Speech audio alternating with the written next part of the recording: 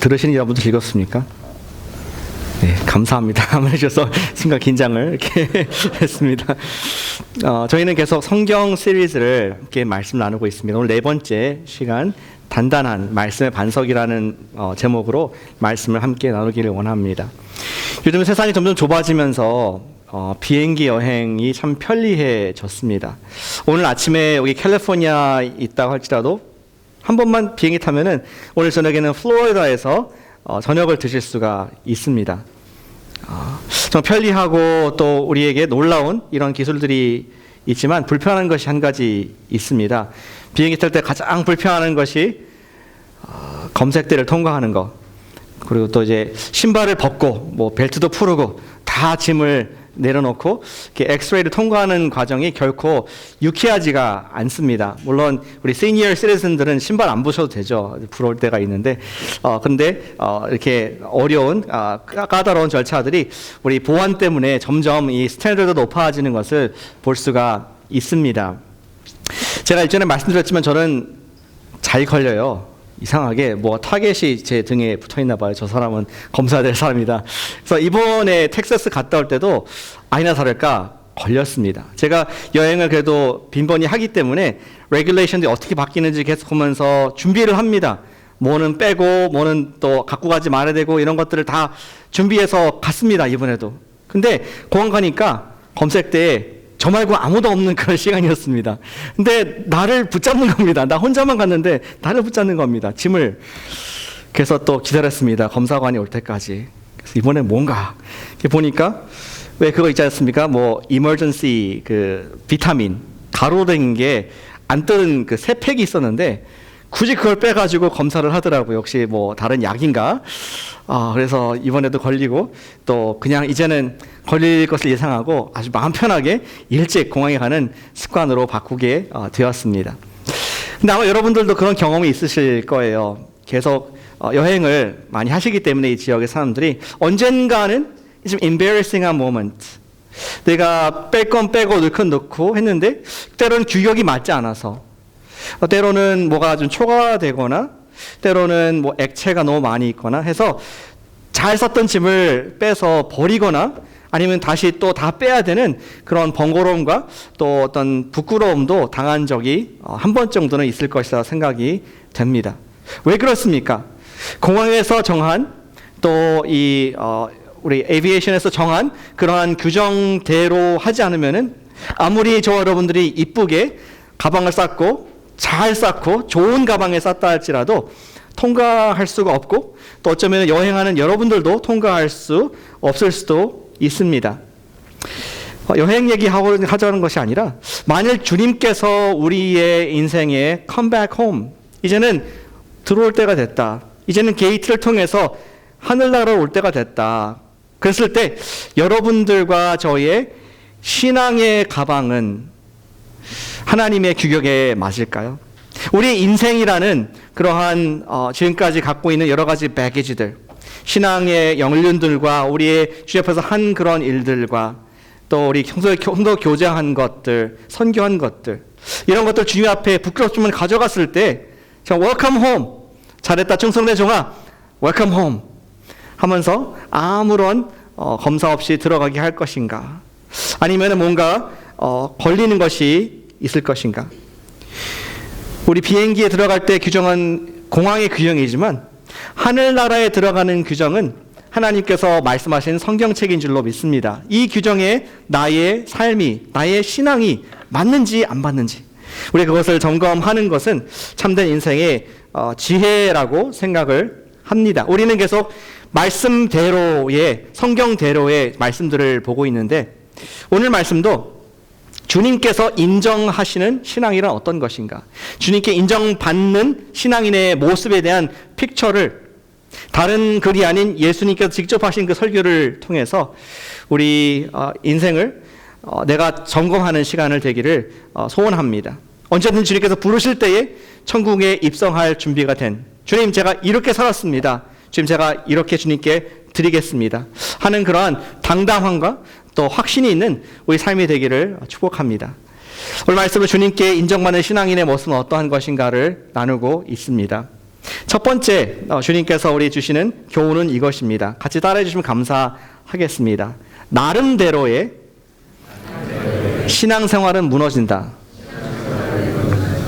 네, 이런 글로 제가 적어봤습니다. 나름대로의 신앙생활은 무너진다. 예수님께서는 지금 공생애를 시작하시는 그런 시점에 계십니다. 그분은 퍼블릭 미니스트리, 처음으로 세상에서 나와서 그분의 가르침을 주셨던 장면인 것이죠. 마태복음 지금 7장인데 4장에서 예수님께서는 마귀의 시험을 받으셨습니다. 그리고 하나님의 아들로서 확신을 얻고 또 사명을 가지고 이제 첫 번째로 많은 사람들 앞에 하신 것이 설교였습니다. 사람들을 불러서 산으로 그분이 프리칭하기 좋은 그런 위치로 쭉 이끄시니까 제자들이 따라왔습니다. 그래서 그 내용이 마태복음 5장, 6장, 7장 그리고 우리 읽었던 7장의 마지막 부분을 저희가 조명해 보고 있는 것이죠. 예수님께서는 지금까지 갖고 왔던 하늘나라의 그 축복의 보따리짐을 드디어 처음으로 세상 사람들에게 계시를 하는 장면이 나오는 것입니다. 심령이 가난한 자가 천국을 소유할 수 있다. 아니 가난한 자가 어떻게 천국을 소유하느냐.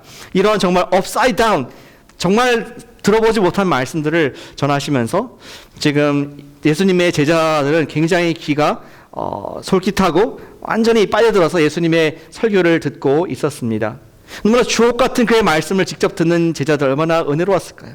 그리고 그 끝에 이러한 모든 가르침, 천국에 대한 가르침을 주었는데 이것이 너희의 것이 되기 위해서는 천국에 들어가야 되는데 그 qualification, 누가 하나님께서 인정하시는 하늘나라에 들어갈 수 있는 사람인지를 맨 마지막 부분에서 우리에게 소개를 해주고 있습니다. 근데 예수님께서는 누가 하나님께 인정받은 자인 것을 설명하시기 이전에 누가 하늘나라에 들어갈 수 없는지를 먼저 말씀을 해주셨습니다. 천국에 못 들어가는 자를 충격적으로 보여주셨던 것이죠. 21절을 보시겠습니다. 나더러 주여 주여 하는 자마다 천국에 들어갈 것이 아니다. 예수님을 Lord, 그것도 한 번이 아니라 두 번, 내가 지나가는 말로 종교적인 말로 하는 것이 아니라 진심으로 예수님을 주님, 주님 입술로 고백을 했다 할지라도 천국에 못 들어갈 수도 있다. 이런 충격적인 말씀을 예수님께서 하셨습니다. 단순히 입술로만 예수님을 따라가겠다고 동의하는 것만으로는 안 된다는 것을 얘기하신 거죠. 요즘으로 비유를 애써 생각해 봤는데 이런 거 아닐까요? 우리 센서스, 인구 센서스 할 때 종교란에 기천불, 기독교 그것만으로는 하나님 나라에 못 들어간다. 이러한 내가 거기에 동의하고 입술로 컨페스하는 것으로 충분하지 않다. 두 번이나 주님을 강조하고 외친다 할지라도 못 들어갈 수 있다. 이러한 엄청난 얘기를 하셨습니다. 그리고 조금 애매하니까 예수님께서 그 다음 구절에 구체적으로 주여 주여의 신앙이 어떠한 모습인가 세 가지 예를 들어주셨습니다. 22절에 보니까 주여 주여 우리가 주의 이름으로 선지자 노릇을 했습니다. 선지자는 어떤 사람들입니까? 하나님의 말씀을 대언하는 사람들입니다. Thus says the Lord. 하나님께서 주신 음성을 듣고 그것을 전파하는 너무나 귀한 그런 위치에 있는 사람들이었죠. 요즘으로 따지면 저 같은 사람이 될 수 있겠습니다. 설교자, 목사, 전도사, 또 복음전도자, 길거리에서 외치는 선교사, 이런 분들이 정말 선지자 노릇을 한 사람들일 수 있는데 예수님께서 말씀하시기를 주여 주여 내가 선지자 노릇 했나이다 하는 사람들도 천국에 그 이름이 안 적혀 있을 수 있다.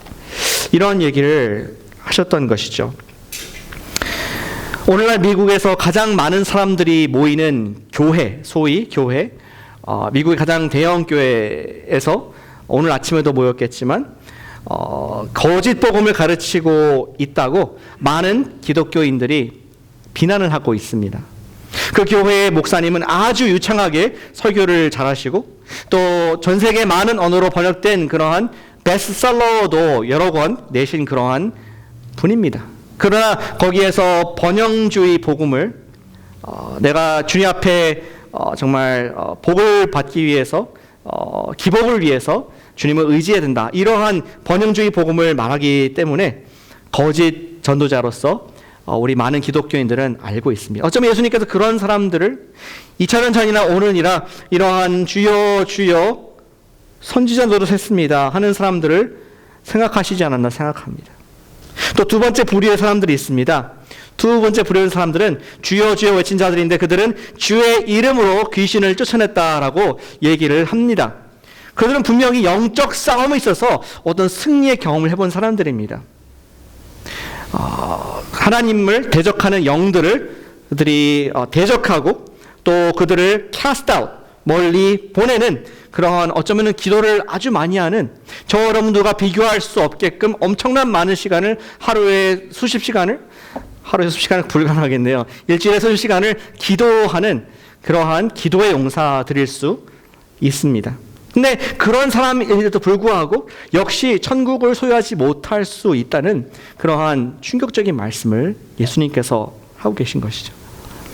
오늘날 미국에도 그러한 곳이 있더라고요. 24시간 기도하는 집. 거기 가면은 여러분 마음껏 기도하실 수 있습니다. 눈치 안 보고 24시간 잠도 안 자고 기도할 수 있습니다. 계속 24시간 praise and worship. 여기서 찬양팀과 예배가 있고 기도할 수 있습니다.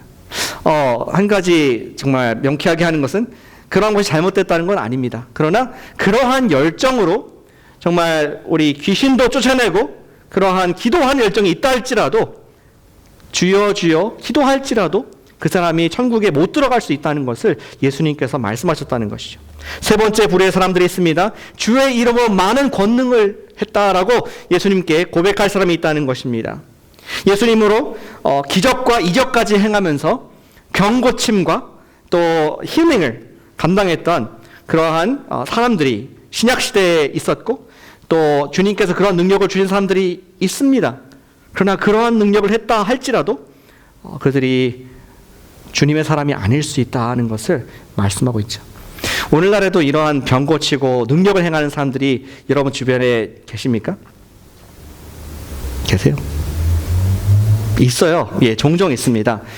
신약 시대에는 정말 그것이 많이 있었지만 우리 현대 시대에는 선교지나 영적 전쟁이 아주 치열한 곳에 하나님께서 필요한 대로 능력을 주시는 것을 볼 수가 있습니다. 그러나 더 많은 경우에 하나님께서 능력을 행하시는 그런 장소는 저는 이런 우리 요새 주신 의료와 또 과학, 기술 이런 걸 통해서 놀라운 기적을 하나님의 일들을 하는 일들을 보게 됩니다.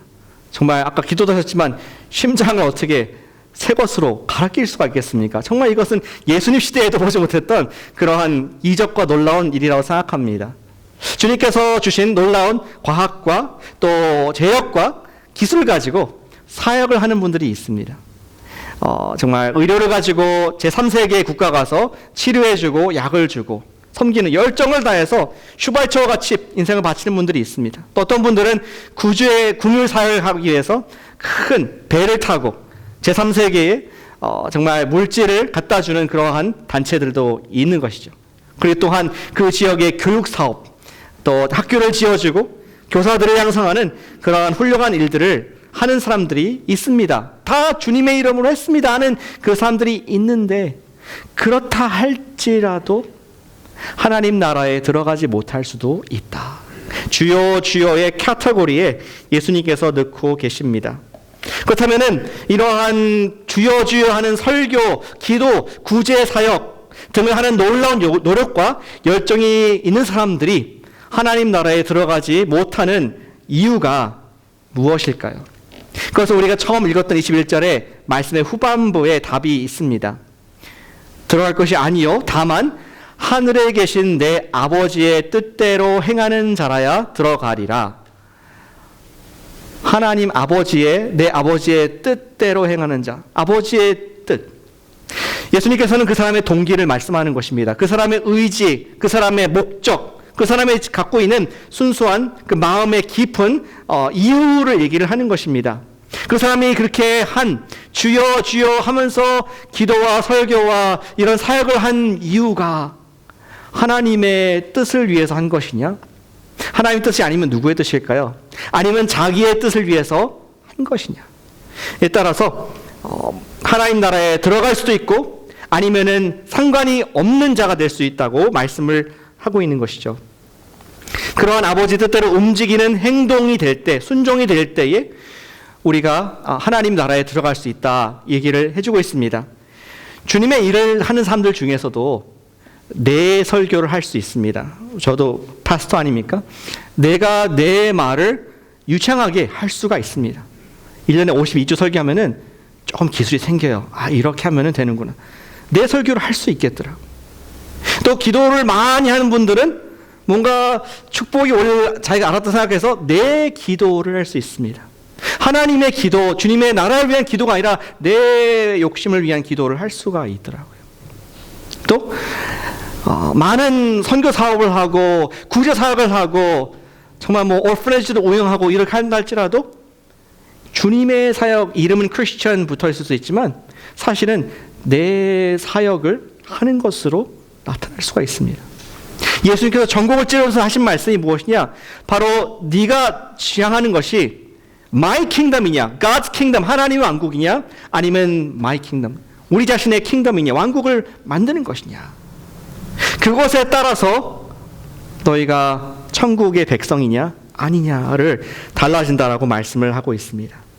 그렇다면 내 왕국이냐, 하나님 왕국이냐 어떻게 구분할 수가 있습니까? 그 기준이 무엇입니까? 겉으로는 똑같아 보이는데 무엇이 기준입니까? 23절에 답이 나와 있습니다.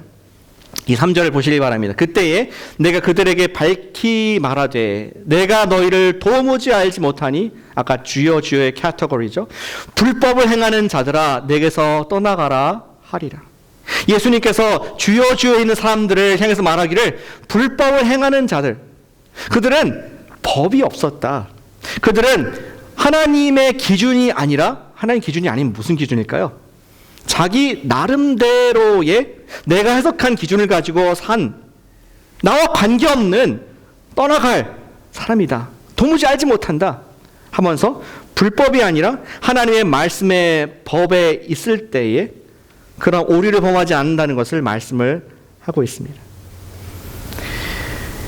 그들은 열심히 주님의 일을 하는 것처럼 보였지만 예수님이 보실 때에는 불법을 행하는 자다, 나와 관계가 없다 선포를 하십니다. 아무리 열정적으로 내가 주님의 일을 한다고 생각할지 모르지만 결국은 천국에 들어갈 규정에 맞지 않는, 짐을 잘못 싼, 잘못된 나의 의지, 나의 뜻이라는 짐이 잔뜩 들어있어서 천국에 합당할 수 없는, 나와 상관없는 예수님께서 말씀하시는 그러한 카테고리에 빠질 수 있다는 것을 얘기를 하고 있습니다. 저는 이런 신앙을 일컬어 나름대로의 신앙이라고 기록해 보았습니다. 나름대로의 신앙은 무너진다는 것을 예수님께서 거듭 말씀을 하고자 하십니다.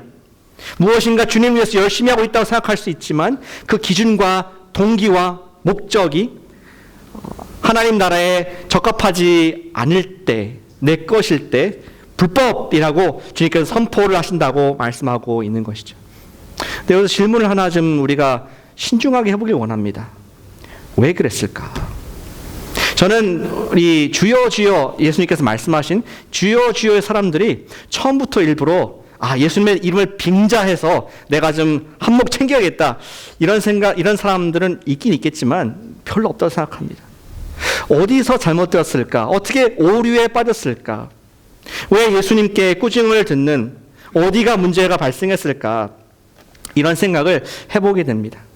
많은 사람들이 성경을 저는 믿기는 많은 사람들이 성경을 통해서 하나님의 말씀을 알지 못하고 또 그 말씀을 알고자 하는 그런 마음이 없을 때 우리는 성경대로가 아니라 나름대로의 신앙에 빠질 수밖에 없기 때문입니다. 지난 세기에 유명한 영국의 목사님, 존 웨슬리 아닙니다. 유명한 웨일스의 목사님이 계신데 여러분께서 아시는 마틴 로이드 존스라는 그런 목사님이셨습니다. 이분은 연도가 빠졌네요. 제가 기억을 해야겠네. 1899년부터 1981년일 겁니다. 저를 테스트하고 있습니다. 아까 있었는데 사라졌네요. 81년까지. 여러분 중에 같은 시대를 사신 분들이 계시죠? 81년까지.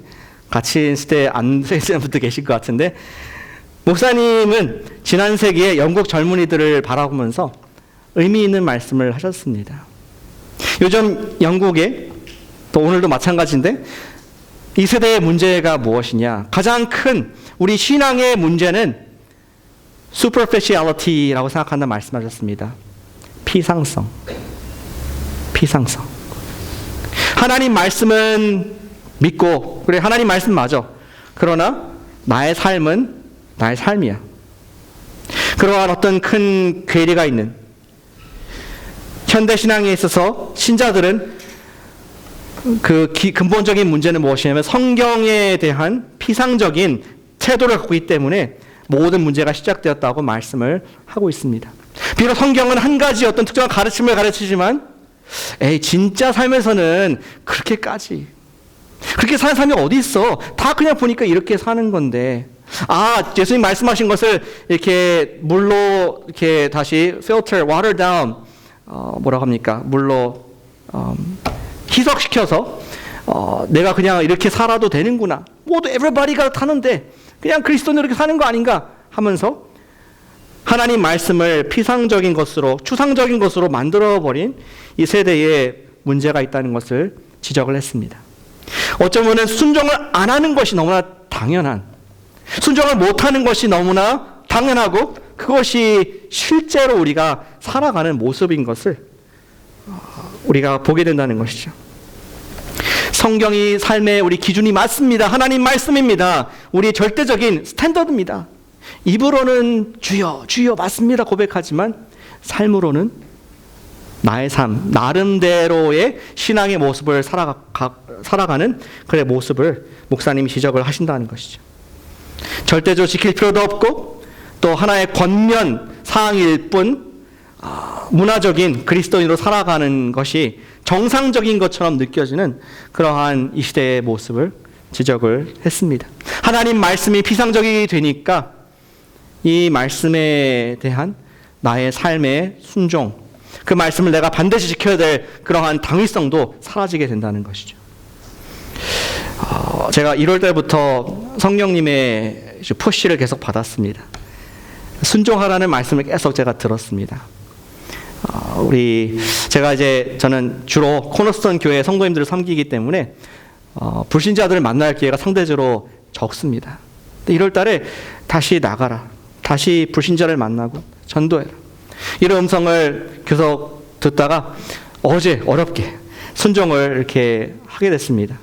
팔로알토 트레인 스테이션의 그 이름을 딱 보는데, 팔로알토라는 이름을 보는데, 여기가 나의 예루살렘이지.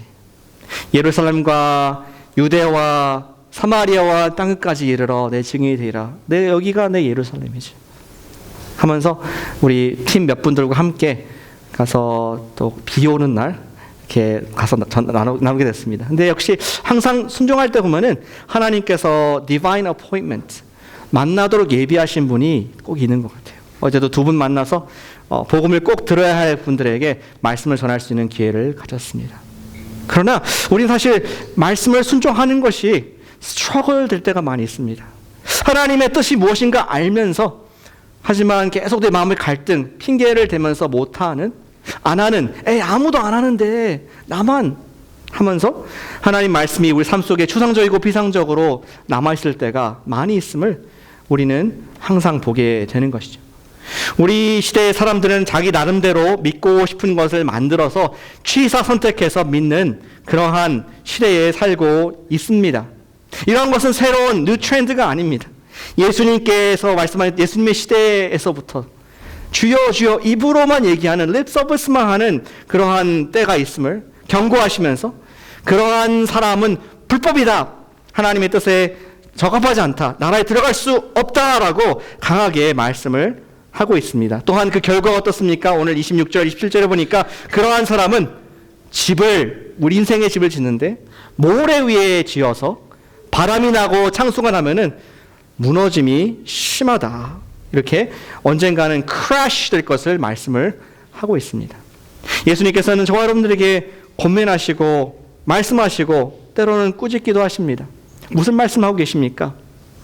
우리가 나름대로의 신앙생활은 문제가 없을 때는 모르지만 언제 someday 무너진다. 무너짐이 심하다는 것을 말씀을 예수님께서 하고 계시다는 것이죠. 사랑하는 여러분, 우리가 하나님의 말씀을 잘 아시기를 축복합니다. 그 하나님의 뜻이 무엇인가, 그것을 아는 것, 그리고 피상적으로 순종하는 것이 아니라 구체적으로 순종함으로 말미암아 우리의 인생의 벽돌이 굳건하게 한 장 한 장 세워지는 우리가 되기를 소원합니다. 우리 예수님께서 나름대로 신앙생활은 무너진다는 것을 가르치신 이후에 그렇다면 무너지지 않는 신앙의 모습이 무엇인가 연결해서 같은 맥락의 말씀을 마무리를 하고 계십니다. 24절부터 27절 말씀 보니까 나름대로의 신앙은 무너지지만 성경대로의 순종 생활은 선다, 견고하다, 이런 얘기를 예수님께서 하셨습니다. 같이 한번 읽어보시죠. 시작. 성경대로의 순종 생활은 견고하다. 한 번 더요. 성경대로의 순종 생활은 견고하다. 고민 많이 합니다. 나름대로, 성경대로. 어떻게 하면 기억이 나셔야 할까? 성령님께 기도하면서 간구합니다. 성경대로. 우리가 법이 없는 사람들이 아니라 스탠더드가 나름대로가 아니라 하나님의 법에 맞는 그 말씀대로의 삶에 우리가 사실 자신을 드리고 순종할 때에 견고하다라고 말씀을 하고 있는 것이죠. 예수님께서는 이 구절에서 집에 비유를 합니다. 우리 인생의 집을 비유합니다. 집을 무너지지 않는 반석 위에 짓는 사람은 어떤 사람이냐? 우리 24절에 나와 있는 것처럼 이 말, 나의 이 말을 듣고 행하는 자가 집을 반석 위에 지은 지혜로운 사람이다. 그리고 그 집은 무너지지 않는다. 그리고 우리 25절에 비가 나고 창수가 나고 바람이 불어도 집이 무너지지 아니한다. 반석 위에 있는 굳건한 철근 콘크리트 집이다. 이렇게 주님께서는 말씀을 하고 있습니다.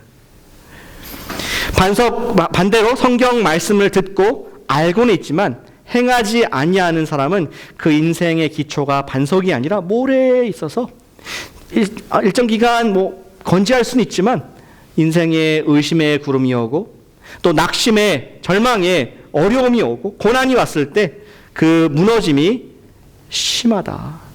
27절의 말씀에 강조해서 말씀을 해주고 있습니다.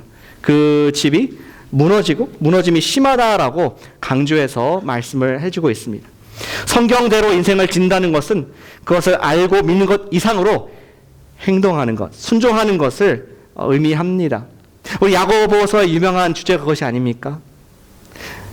행함이 없는 믿음은 어떤 믿음이다? 죽었다.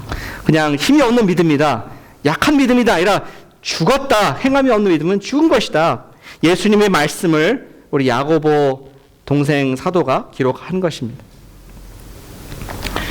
두 신사가 있었습니다. 두 젠틀맨이 있었습니다. 그분들은 나룻배를 타고 지금 강을 건너고 있었어요. 근데 한 신사와 그 다음 옆에 신사가 서로 언쟁을 했습니다. 그 유명한 언쟁입니다. 한 사람 말하기를 구원은 믿음으로, 고백함으로 얻는 것이다. 그 이상 뭐가 필요하냐? 이런 막 얘기를 했습니다.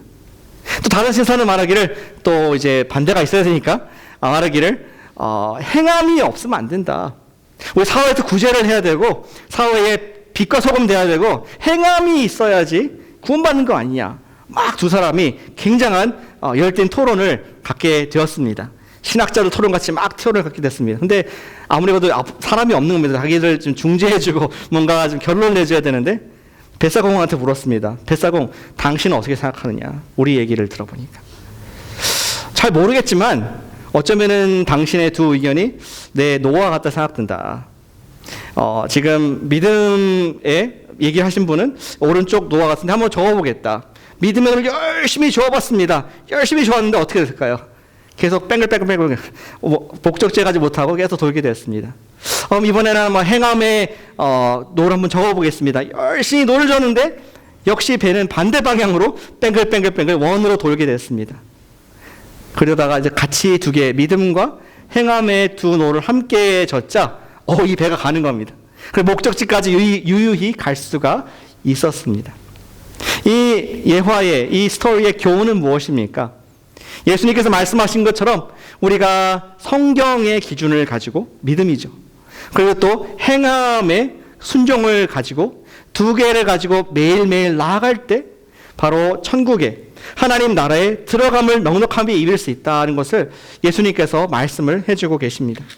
믿음의 선진들의 삶이 바로 그러한 순종의 역사들이었습니다. 저는 대표도 생각나는 믿음의 선진이 한 사람이 있는데 바로 우리 갈렙이었습니다. 지난 가을에 우리 보았던 약속의 땅 시리즈. 백성들은 지금 하나님께서 약속하신 너무 지금 기대가 되는 약속의 땅 바로 앞에 서 있습니다. 하나님께서는 말씀하시죠. 12명의 정탐꾼을 땅에 보내서 어떻게 그 땅을 차지할지 전략을 짜봐라. 그리고 여러분 아시다시피 10명의 정탐꾼 또 2명의 정탐꾼 와가지고 보고를 합니다. 과연 그 땅은 하나님께서 말씀한 젖과 꿀이 흘러넘치는 땅입니다. 여기에는 포도와 우리 파머그랜트와 온갖 과일을 그도 보면서 너무나 기뻐했습니다. 그런데 그 땅에 permanent resident 영주하는 분들 보니까 너무나 키가 크고 몸집이 정말 우람해가지고 우리 스스로 보니까 우리 뭐 같다? 작은 벌레 같다. 우리를 밟아버릴 것 같다. 이러한 비보를 10명이 얘기를 했습니다. 그러자 백성들이 원망을 하죠. 모세에게, 하나님께. 나름대로의 길을 찾습니다. Back to Egypt. 옛날에 먹었던 그런 마늘과 파와 고기 생각하면서 돌아가자. 우리가 리더를 세워서 돌아가자. 이 얘기를 하자. 하나님께서 진노하시죠.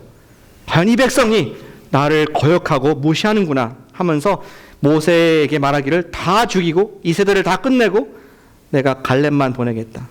그 말씀을 한번 읽어보길 원합니다. 같이 보셨으면 좋겠습니다. 민수기 14장 22절 24절까지 말씀인데 제가 읽어보겠습니다. 하나님께서 이렇게 말씀하시더라고요. 내 영광과 애굽과 광야에서 행한 내 이적을 보고서도 이같이 10번이나 나를 시험하고 내 목소리를 청종하지 아니한 그 사람들은 내가 그들의 조상들에게 맹세한 땅을 결단코 보지 못할 것이요 또 나를 멸시하는 사람은 한 사람도 그것을 보지 못하리라. 그러나 내 종 갈렙은 그 마음이 그들과 달라서 나를 온전히 따랐은즉 그가 갔던 땅으로 내가 그를 인도하여 드리니 그의 자손이 그 땅을 차지하리라. 이스라엘 백성들은 똑같이 몇백만이었겠죠. 한 200만 넘게. 백성들이 똑같이 하나님의 기적을 매일 체험했습니다. 그들은 홍해가 갈라지고 물이 갈라지고 마른 땅으로 걸어가는 것을 직접 보았습니다. 경험했습니다. 물살을 아마 튕겨나는 것을 느꼈을 것입니다. 오션 스프레이. 또 그들은 매일 아침에 만나를 먹었습니다. 또 반석이 나는 물을 마셨습니다.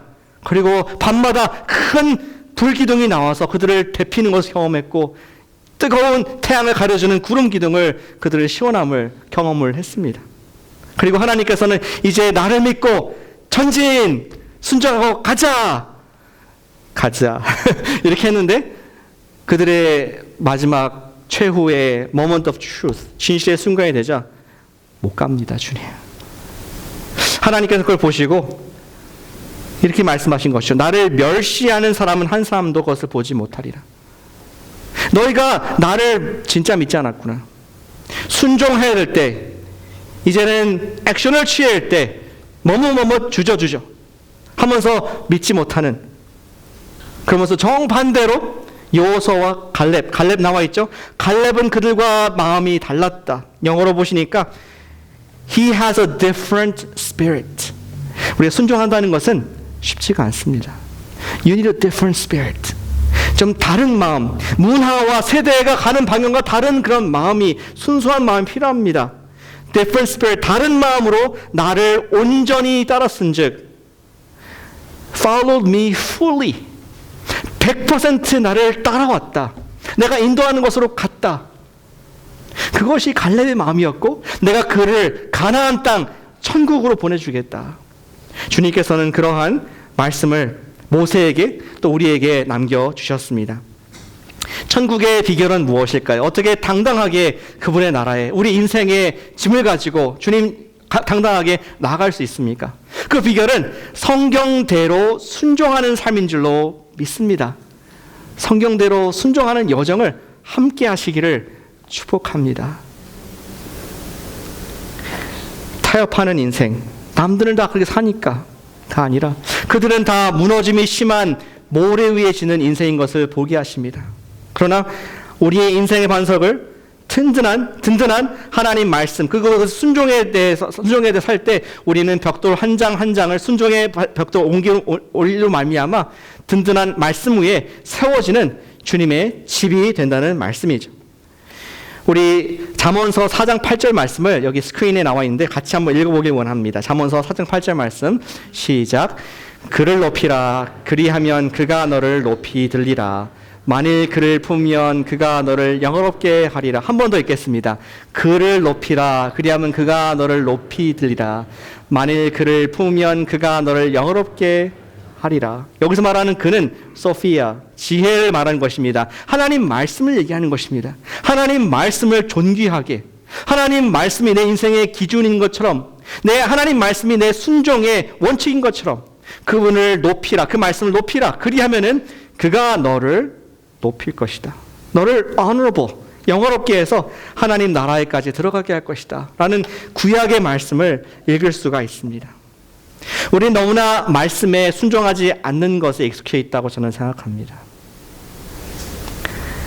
그것이 우리의 영적 게으름이 아닐까요? 그 이유가 마치 맛있는 음식을 먹으면서 입은 즐거워하고 좋아하지만 항상 guilty feeling, 운동을 더 해야 되는데, 올해는 살을 더 빼야 되는데, 이런 마음이 있는 것처럼 우리가 은혜로운 하나님 말씀을 듣고 또 그 말씀에 아멘하고 또 헌신하지만 거기에 대한 팔로우업, 순종이 없을 때 우린 영적 비만에 걸려서 하나님 나라의 기준에 미달될 수 있다는 것입니다.